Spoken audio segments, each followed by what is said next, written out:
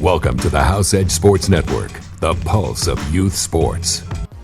Now, obviously, at this time of the year, when November starts to come around in Canada, that's when football really becomes the real deal.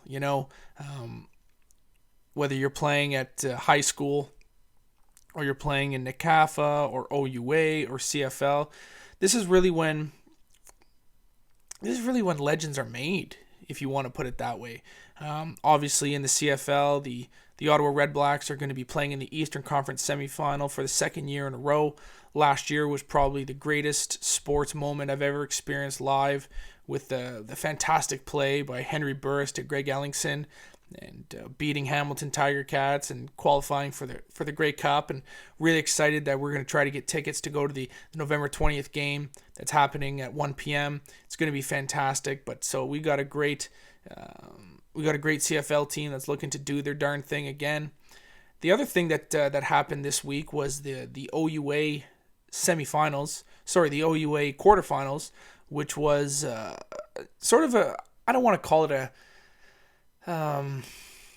call it a crowning achievement for the city of Ottawa, but it was definitely one of those moments that you sort of realize that the full spectrum of football is back. We had Carleton playing Ottawa, and obviously, for those who haven't seen the outcome, Ottawa got smoked by Carleton. I think this final score is 44 to 10 or something like that.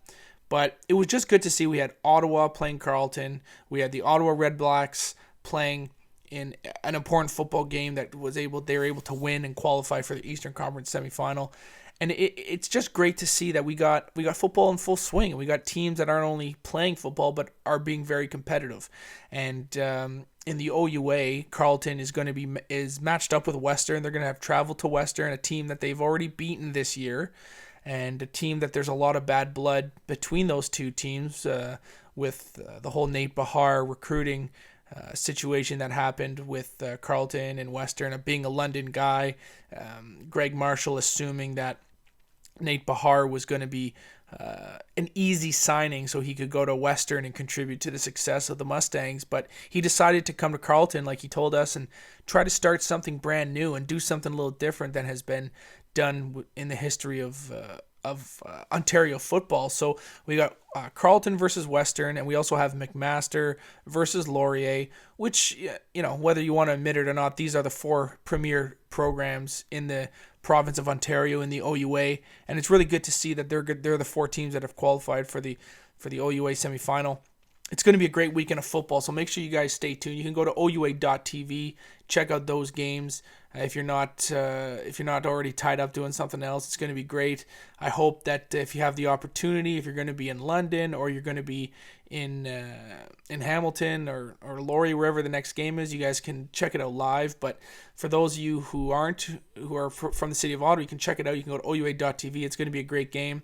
I have a feeling that this could be sort of a coming out party for Carleton to qualify for their first Yates Cup.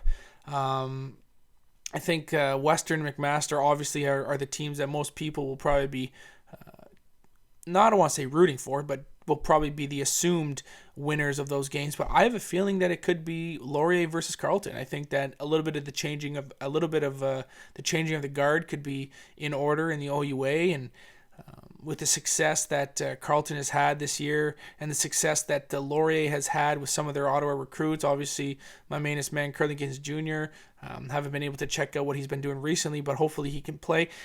I think that we're going to see Carleton versus Laurier playing in the Yates Cup, which would be an awesome thing. And make sure you guys stay tuned to that.